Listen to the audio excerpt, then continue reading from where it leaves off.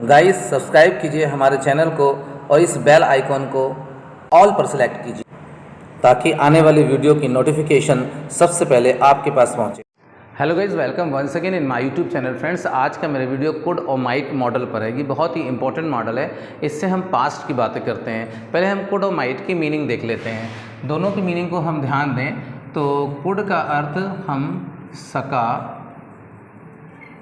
सकी, सके, सकता था, सकती थी, सकते थे और हम इसे पाया अर्थ में भी यूज़ कर सकते हैं। तो कुड और माइट का डिफरेंस इतना सा है, माइट का यूज़ हम वहाँ करते हैं जहाँ पॉसिबिलिटी रहती है और कुड का उपयोग हम आसानी से कहीं भी कर सकते हैं इन अर्थों के लिए, सका, सकी, सके, सकता था, सकती, सकते थे अर्थ के लिए और पाया अर्थ के लिए, ठीक है। लेकिन माइट का यूज़ वहाँ होगा जहाँ पॉसिबिलिटी होगी। पहले हम माइट का एक सेंटेंस ले लेते हैं जिससे वहाँ संभावना थी कि बारिश हो सकती थी। तो हम सेंटेंस में पहले लेते हैं यहाँ पे बारिश हो सकती थी।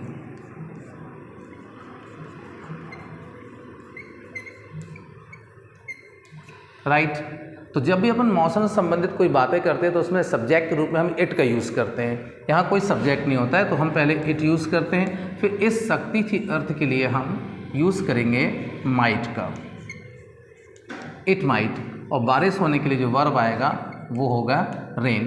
तो ये सेंटेंस हुआ इट माइट रेन। ये माइट में संभावना है, बारिश में हम कंफर्म कोई बात कह ही नहीं सकते, ठीक है। इसलिए पॉसिबिलिटी में माइट का यूज़ करते हैं और हम कुड का यूज़ चाहे जहाँ भी कर सकते हैं इन अर्थों के लिए। जैसे फॉर एग्जांपल, वह बात कर सकता था, वह बात कर सकता था। पहले हम सब्जेक्ट लिखेंगे, सब्जेक्ट रूप में हम वह के लिए ही का यूज़ करेंगे, फिर इस सकता था अर्थ के लिए हम यूज़ करेंगे कुड का, ही कुड। फिर बात करने के लिए वर्ब कौन सा आता है, टॉक। तो ये सेंटेंस होगा ही कुड टॉक, वह बात कर सकता था। फिर फॉर एग्जांपल हमने सब्जेक्ट चेंज करके चलना है तो ये आपका चेंज हो जाएगा, वह समझ सकती थी। तो यहाँ पे सकती थी अर्थ के लिए भी हमको कुड का यूज़ करना है। वह अर्थ के लिए हम यूज़ करेंगे सी का, क्योंकि हम गर्ल्स की बात कर रहे हैं। सकती थी अर्थ के लिए हम यूज़ करेंगे कुड और समझने के लिए अंडरस्टैंड, शी कुड अंडरस्टैंड, वह समझ सकती थी। सका, सकी अर्थ, पाया अर्थ भी इसी में यूज़ होता है। जैसे फॉर एग्जांपल, वह नहीं आ पाया, वह नहीं आ पाया। तो वह के लिए हम यूज़ करेंगे ही का। अब इस पाया अर्थ के लिए मतलब वो नहीं आ सका, हम यूज़ करेंगे कुड का, ही कुड। और नहीं अर्थ के लिए यूज़ करेंगे हम नॉट, ही कुड नॉट। और आने के लिए जो वर्ब आएगा वो होगा कम, ही कुड नॉट कम। सारी बातें हम पास्ट की ही कर रहे हैं। अगर प्रेजेंट में बात करेंगे तो हम कैन और मे का यूज़ करेंगे।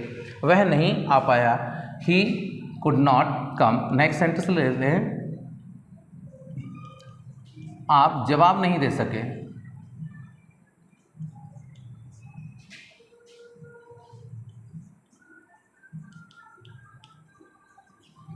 आप जवाब नहीं दे रहे। तो आपका सब्जेक्ट क्या है, यू है, और सके अर्थ के लिए क्या यूज़ कर ले हम, कुड, यू कुड। और नहीं के लिए क्या यूज़ करेंगे, not, he could not answer, वह जवाब नहीं, आप जवाब नहीं दे सके, यू कुड नॉट आंसर। तो इस तरह से हम कुड और माइट का यूज़ सका, सकी, सकता था, सकती थी, सकते थे और पाया अर्थ के लिए यूज़ कर सकते हैं। जैसे फॉर एग्जांपल हम बोले वे लोग समझ नहीं सके, तो दे कुड नॉट अंडरस्टैंड। आप समय पर नहीं आ सके, you could not come on time. वे लोग ध्यान नहीं दे सके, they could not pay attention. वह मेरी बात समझ नहीं सकी, she could not understand to me. वे लोग मेरी बात सुन नहीं सके, they could not listen to me. आप कोशिश नहीं कर सके, यू कुड नॉट ट्राई।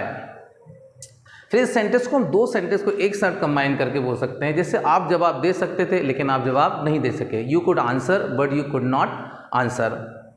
आप लिख सकते थे लेकिन लिख नहीं सके। You could write but you could not write. वे लोग समय पर पहुंच सकते थे लेकिन समय पर नहीं पहुंच पाए। They could reach on time but they could not reach on time.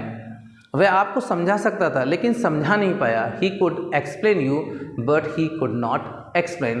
तो गाइज इस तरह से हम बहुत सारे सेंटेंस कोड और माइट को यूज़ करके अपने स्पोकन इंग्लिश में डेली यूज़ कर सकते हैं। और हमें इस तरह से जैसे हमने सेंटेंस आपको बोल के बताया ऐसे सेंटेंस हम इसको बोलकर रोज़ प्रैक्टिस कर सकते हैं। ये सेंटेंस इंटेरोगेटिव भी हो जाएगा। जब इंटेरोगेटिव होगा तो हम कुड को पहले रखेंगे, फिर सब्जेक्ट आएगा और फिर वर्ब का फर्स्ट फॉर्म आएगा। तो किसी भी हेल्पिंग वर्ब से अंग्रेजी बोलने के लिए पहले हमें सब्जेक्ट का यूज़ करना चाहिए, फिर हेल्पिंग वर्ब का यूज़ करना चाहिए, फिर मेन वर्ब का, फिर जो सेज बसे वो रिमेनिंग वर्ड में आ जाता है आपका।